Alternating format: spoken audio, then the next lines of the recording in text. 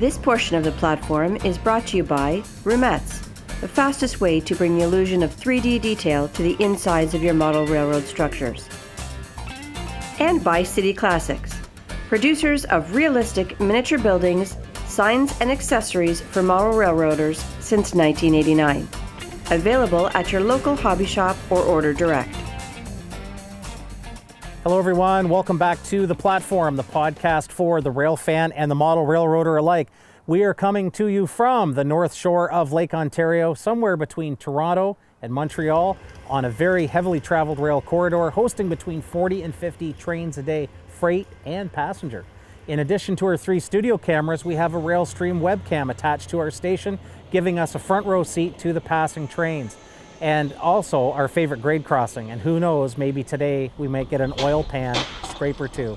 Back with me today on the platform is Michael Cammidge.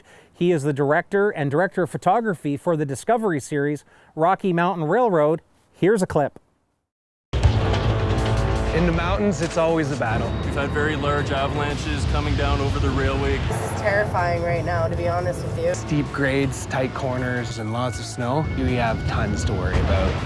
Are you kidding me? We're under the crunch. There is a train coming at us and we can't stop it. It's gonna come down to the wire. If you get injured, I have to live with it for the rest of my life. All it takes is one little mess up and it'll escalate quickly. Oh, I gotta check the water level on that. Coming up to a mudslide, I'm not gonna stop. I'm punching it and I'm going through it. I gotta ask you, we live in such a litigious society today. And for rail fans like myself, we know that getting anywhere near the property line of a railway is bad news.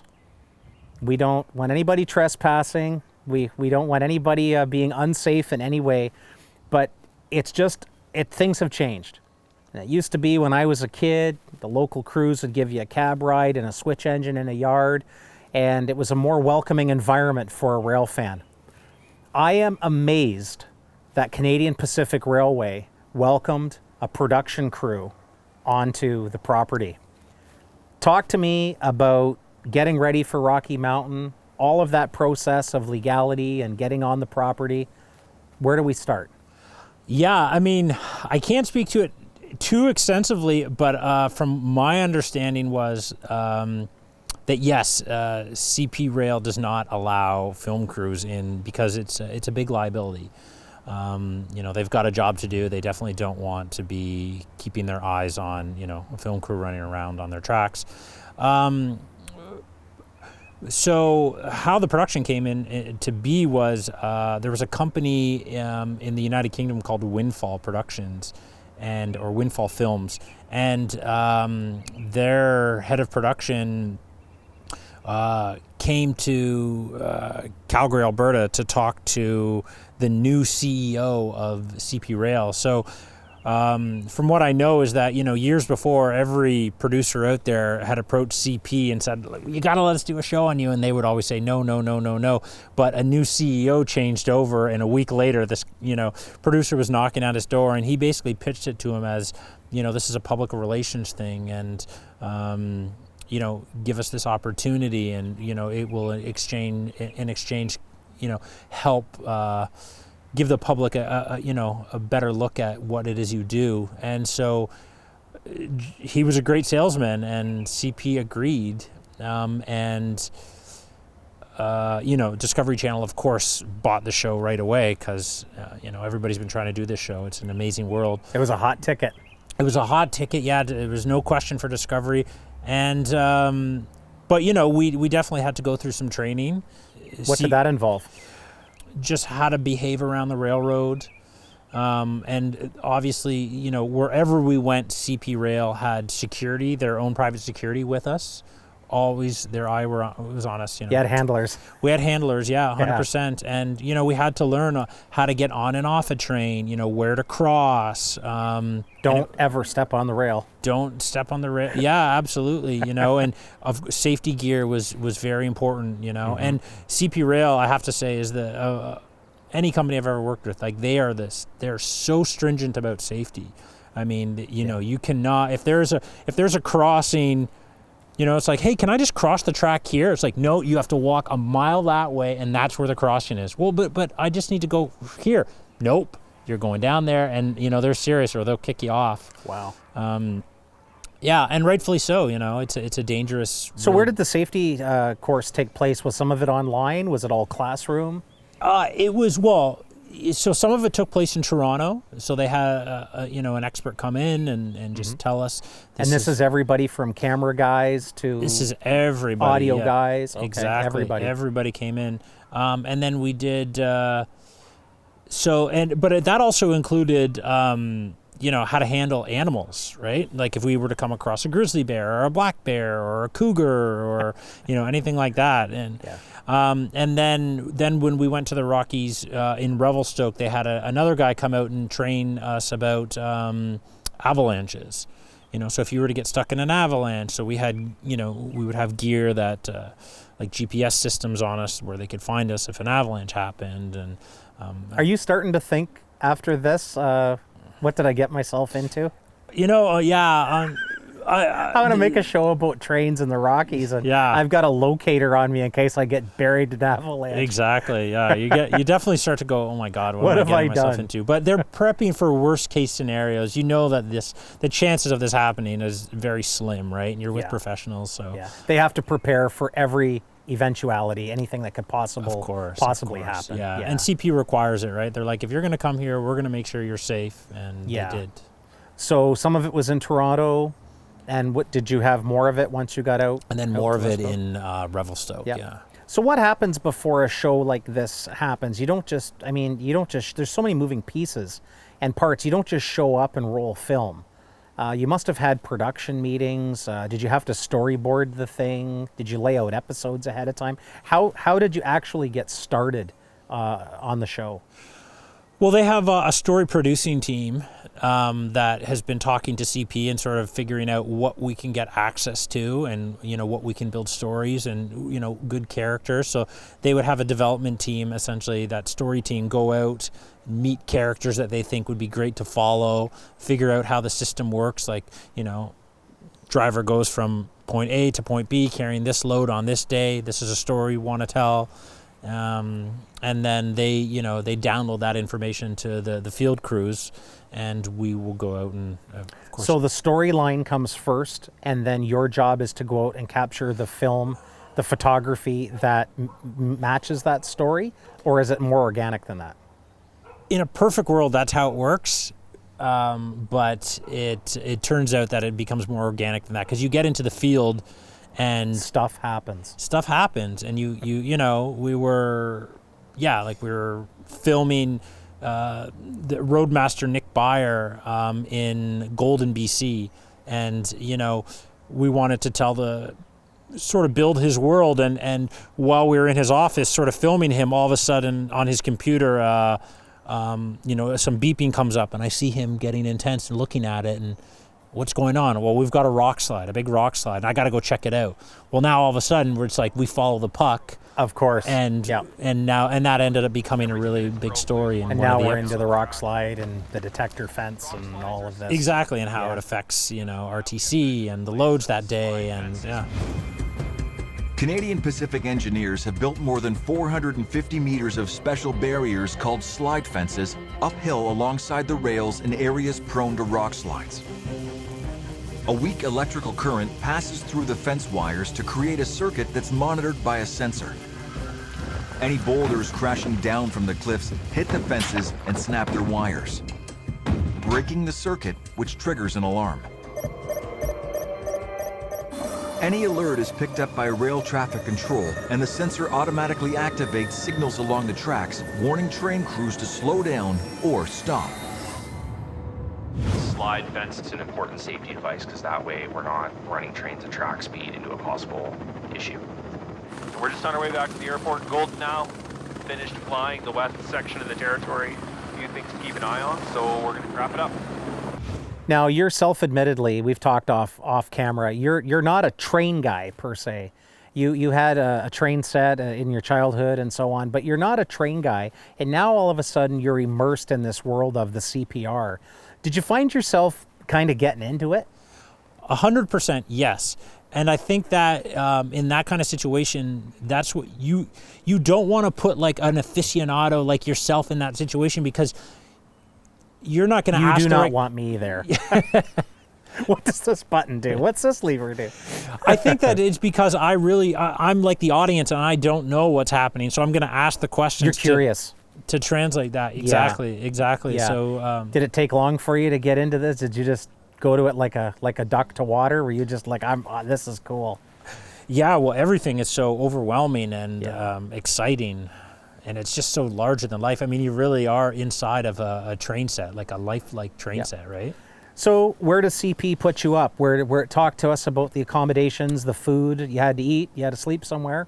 CP doesn't put us up. It's they're the subjects we're filming. It's actually the production company that puts us up. Okay. So the production company, we had 4 crews on the ground. So we had one in Calgary, we had one in Revelstoke, we had one in Northern Ontario, and then we had one, which was my team, in Golden, BC. So we would just stay in little hotels and eat at restaurants. So we should say that the Northern Ontario crew, they were filming some bits on the Ontario Northland Railway, which is outside of the purview of your responsibilities. Correct. That was a different crew with a Correct. different director. Correct. How was the Ontario Northland worked into Rocky Mountain Railroad? Did they, because it's not, was it a separate series or was it just a separate? It was all part, it was the same series, yeah. Okay. Yeah, it seemed a little off. I know that it's like all of a sudden we're in the Rockies now, Northern Rock-cut Ontario. Canadian Shield. Yeah, I mean that's just I don't really know why they did that, to be honest. Yeah. But it's trains. Train people don't care. Train people don't care. It's trains with beautiful scenery. They're into it. Exactly. Yeah, I always wondered how that dichotomy arose with the Northern Ontario sort of plunked into. Yeah. Because it's totally different. I mean, it's rock, water, trees, repeat. Rock, water, trees, repeat. Sure. But the rocks in BC are a lot bigger than the rocks in Northern Ontario. Okay, so tell our audience a little bit about your responsibilities. I mean, we've all heard of director, and some people have heard of director of photography. What does that mean in a technical sense? What's Mike's job? So my job is on the ground. So I would lead a small crew. So it would typically be between like 3 and 5 people. But on a day-to-day, it was me, another cameraman, and an audio guy, and we would, the responsibility would be to figure out what's happening that day. So if I was going to follow a roadmaster and he was telling me, I'm going to check for rock slides today, I'd say, okay, well, this is the story, and these are the crew members he's with, and I would sort of determine to the audio guy, put a mic on him, and this guy, and this is the story we're going to kind of follow. And then when we get to a scene that we'd have to shoot, I would just sort of tell the other cameramen where to stand, how I want to cover this actual scene. And so I would be operating a camera, he would be operating a camera, and we would just cross shoot, and then I would sort of download the notes from that day to a story team that night that was, based in Calgary or Toronto. This is what we've got today. These are the pickups we might need, but this is what I think the story is. And they would say, great, now take it this way or that way. Mm-hmm. What do you mean by a pickup? So say, we're filming a shot of a high rail car going through the Connaught Tunnel. But I'm inside the car, with the roadmaster, and I'm filming him. Well, now we're going to need a pickup of the exterior of that. You want a shot showing the outside. I want a shot to show. It's like, so you sweep in and then you cut to, we're inside the car with the roadmaster. Yeah. So that would be a pickup. It's like, well, I got the interior stuff, but now I need a pickup of the exterior. Which gives the interior shot a wider context. Exactly. All right. So do you recall exactly how many episodes there were, roughly? I think there was 10. 8 or 10. Okay. And they weren't necessarily broadcast. With a little bit of how the sausage is made. I mean, it's the same here. We obviously don't necessarily put things out as we shoot them. You can pick from the can.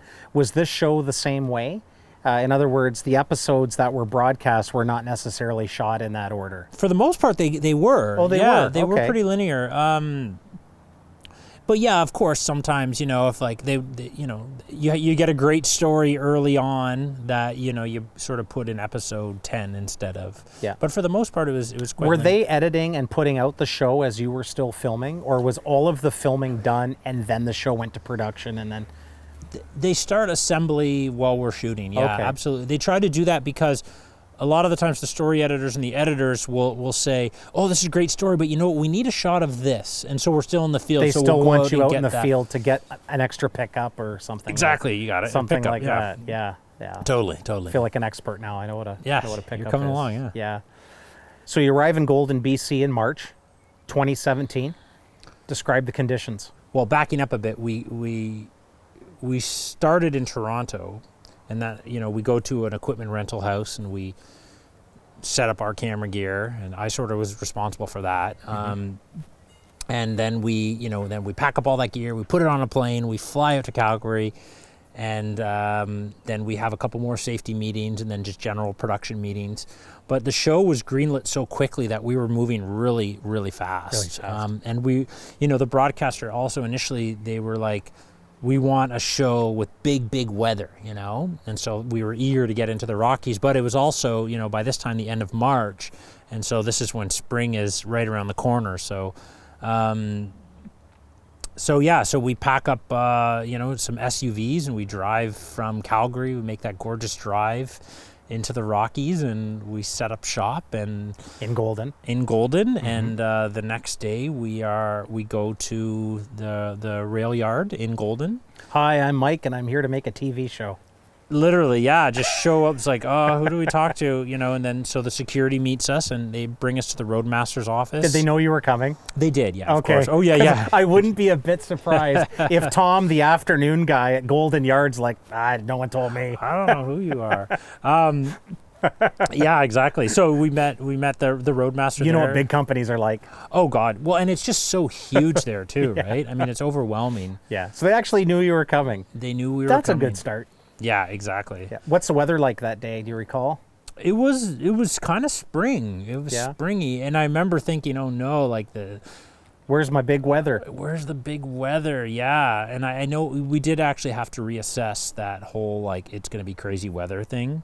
They had a whole storyline built out about that. They pictured, you know, big, you know, battling snow, you know, every episode, and it just wasn't going to be that. You should have been there 2 or 3 months earlier, likely. We should have been there in December, you know, even like October. It's when the snow starts, right?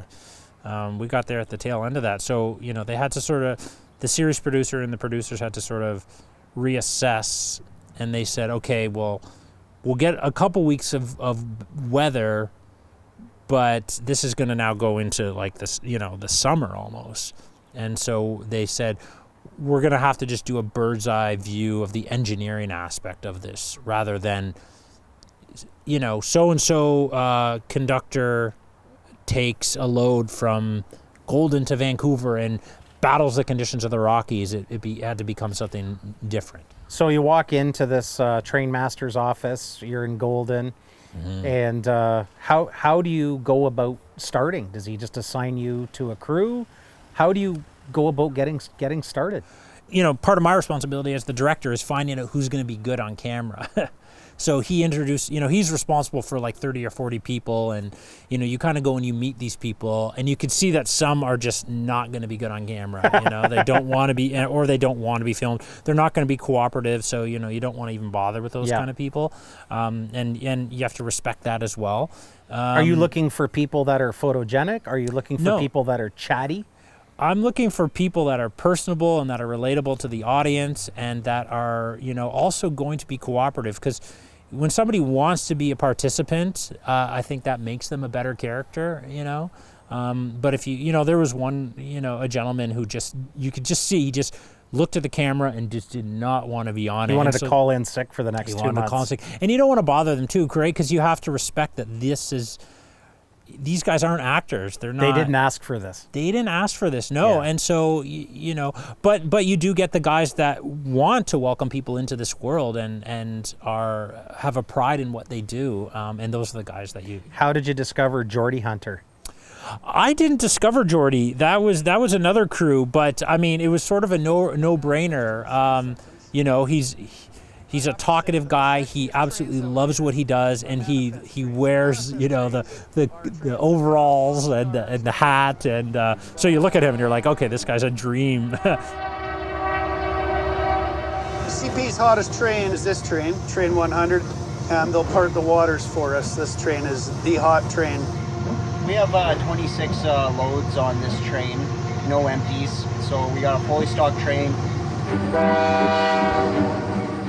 It's got all the time-sensitive freight that just has to be there. It's a scheduled train and it has to be in Toronto at a specific time.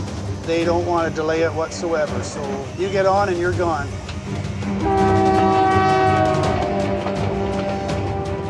The average train length is 8,400 feet, but then potentially these trains could get as long as 13,000 feet.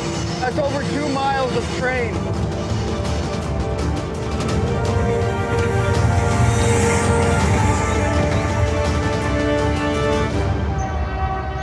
James and I are in charge of multi-millions of dollars worth of equipment here. This locomotive is worth almost $3 million. We have 3 of these on this train. And then you've got the containers with all the merchandise in them. It's a huge responsibility. But we're up for it, eh? Yeah.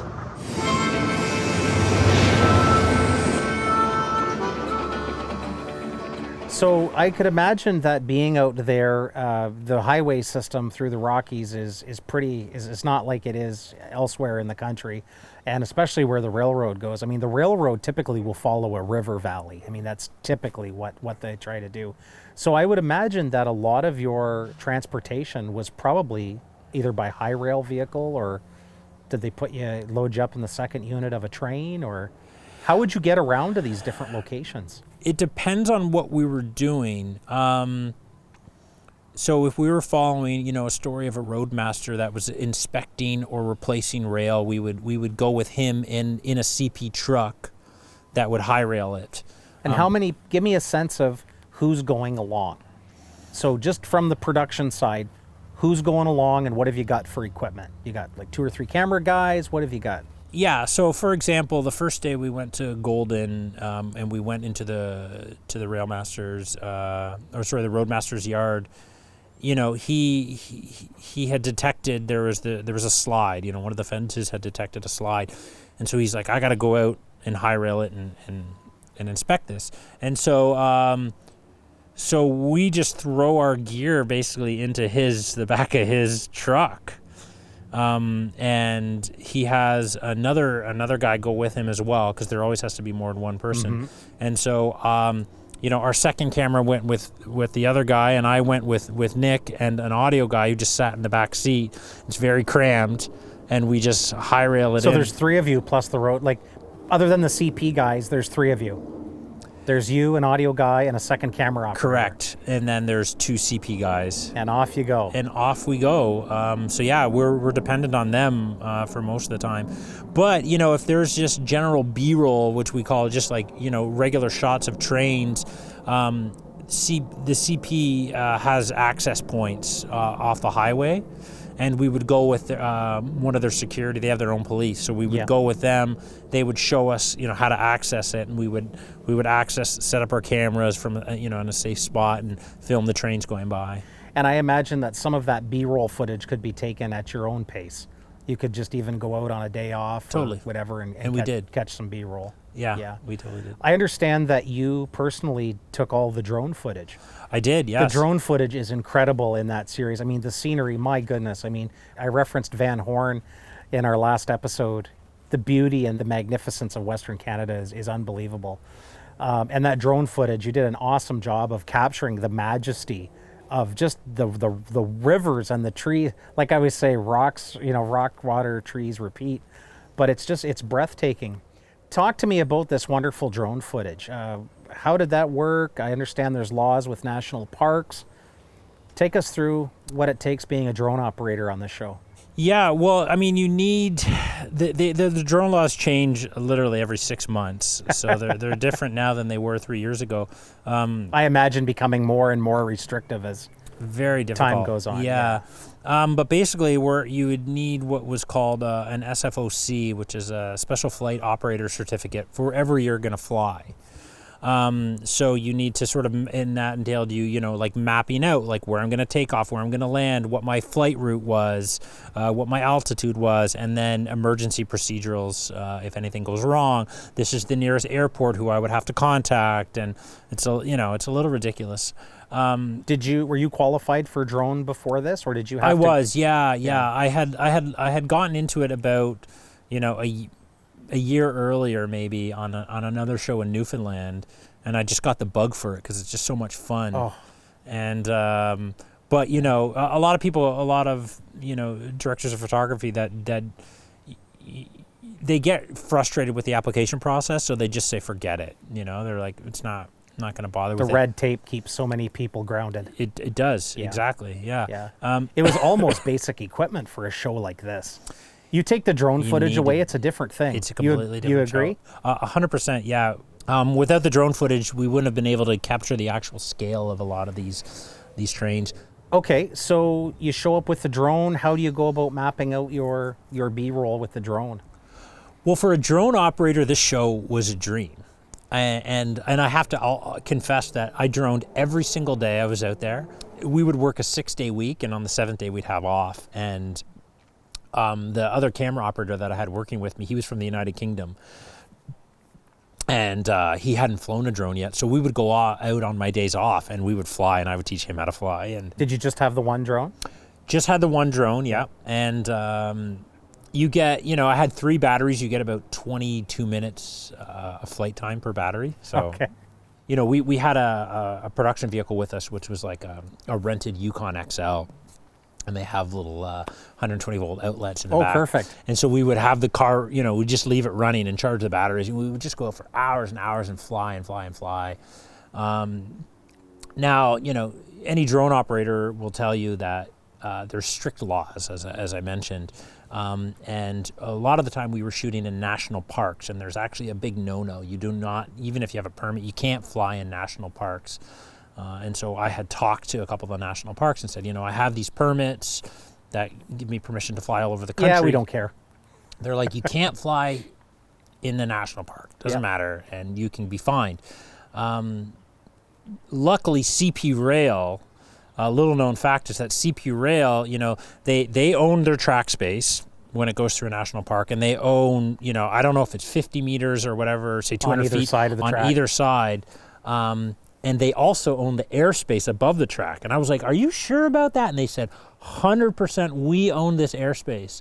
So I went back to the national parks and I said, so CP Rail says they actually own the airspace above there.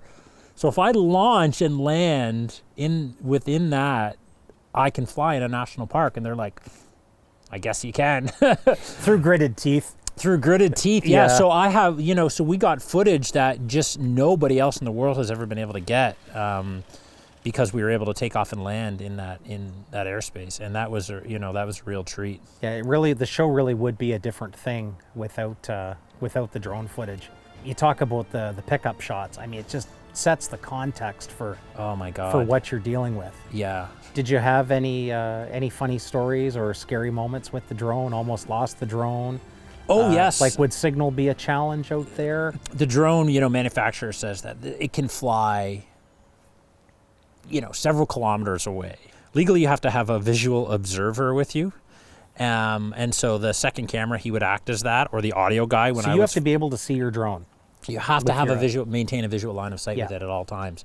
But, if like a train's rounding a bend and, you want to kind of follow that, right? So there was times I would just push the limit with this drone and go as far, and you would, lose signal. Luckily, there's you can do it. There's a setting within the DJI manufacturer if you lose, it will go back to where it initially took off from. Yeah. It's like a home button on your go home on your GPS. Exactly. System. But there was times, you'd clip a couple trees here and there and, a couple crash landings. But luckily out there, that's, you're not going to hit a building. CP didn't give you a hard time about the drone? No. They were great. And actually, there was a couple times we helped out roadmaster, because we would get to a certain spot and he'd be like, oh yeah, there's a new waterfall coming from here. There's some melt up there. I got to check up there. And so he's like, we got you covered. And he would, you know, they rent helicopters. So he would say, we got to go to the Golden Airport and rent a helicopter. I'm like, got you covered. Watch this. Yeah. Put it up, and he'd go, great. Okay, it's not an issue. Great, you just saved me 5 hours. And a lot of money. I mean, imagine what a helicopter is by the hour. Yeah. CP have their own helicopter? They rent them. They rent them. They rent them from the Golden Airport, yeah. And they would do it regularly. So your days, railroading's 24/7. You said you worked a 6-day week and then 1 day off. What about the 24 hours of railroading that happened? Did you go out in the afternoons and evenings some days? How did you work time of day shooting? We would typically only film during the day. They have 2 crews, so they have a day crew and a night crew. Mm-hmm. And that's just for obvious reasons, lighting. You don't have to light your shots and things like that. Exactly, yeah. And I think it was just more of the characters that we were following were it just worked out that way. But I'm Jordy sure doesn't work nights. I don't know if he does, you know. But yeah, you wouldn't be able to really film at night there. I don't think it would be safe either, so. Yeah, I didn't know if there were any, you know, rabbit holes in terms of the story that you wanted to follow that took you out at nighttime or. There was once. They had a washout, and they called us and they said, hey, there's a really crucial line that has a washout and we're diverting trains right now. We've got to fix this right now. Do you want to come? And I said, sure. And, you know, that started at like 7 at night and then went to like, you know, midnight. So it was dark. Yeah. It's got to be hard to keep business hours when you're making a show like this because your subject is the railroad and it's a 24/7 operation and it stops for no man and no climate. It just goes. No, for sure. But, you know, of course, the production companies have rules that you can only shoot a certain amount of time. You have rest work rules. And exactly. Like so that. They would say, you know, like, hey, you've already worked, 10 hours today. No more shooting for today. They were really good with that. Yeah. So you would work as a subcontractor for the production Correct, company. yeah. So you have the freedom to sort of work within the parameters of your contract. Yeah, exactly. And it was up to us what time we would start and stop. Nobody would ever push us to work. Do you know if any of the guys that worked on the production crew with you, your audio guys and your camera guys, was anybody in the production crew rail fans, like train guys? Did you get that sense, or did anybody? No, they're all it's a different breed of people. It's they're film guys, they're camera guys, right? They're sound guys. But even as hobbyists, though, like nobody. We were by the end of it. I can tell you that. Now even to this day, now when I see trains go by, I'm like, wondering what the load is, what the manifest is. I'm waving at the conductor. You must have learned a lot just by osmosis. Of course. Just of being around and hearing the radio chatter and. Absolutely. And that type of thing. One thing that's always impressed me about the Canadian Pacific Railway, of which I'm a big fan, which is why I wore a Chessie System hoodie today. CP has always been an east versus west enterprise in Canada. In other words, CP in the east has never really been like CP in the west, and it's obvious. You've got the prairies, you've got the unit grain trains, the sulfur, the coal, and then you've got the whole engineering marvel that is the climb up and over the Rocky Mountains. What are some of the engineering marvels that just jumped out at you and went, this is the coolest thing ever? The spiral tunnels. Spiral tunnels. We were doing a story where our conductors were taking a train, from, East and Golden to the West Coast. And so the crew, my audio guy and my other camera went with the train, and then I would leapfrog it. So I would drive in the truck with this, the CP police, and I would set up a shot, set up the drone, film the train going by, and then leapfrog ahead and do that all afternoon kind of thing. Yeah. And they would ride with the actual, the operators. Guiding the 2-kilometer-long train through the spiral tunnels will be no simple task for Rob. He must slow the train down to 30 kilometers an hour to guide it round the first spiral loop that drops 17 meters as it curves down. Each of the train's 448 wheels will be pushing outwards with 4 tons of force as it makes this corkscrew descent. Mike, I'm going to have you back. I want to talk next time about some of the specific episodes, some of the storylines, and some of the harrowing and exciting times that you had filming Rocky Mountain Railroad. For more of us at the Platforum, you can catch us on the YouTube at the Platforum. Also, don't forget to check out our completely different show with different content and different guests called The Platforum, the Station House audio series that streams on Spotify. I'm Bob Fallowfield. Thank you for joining us on the Platform.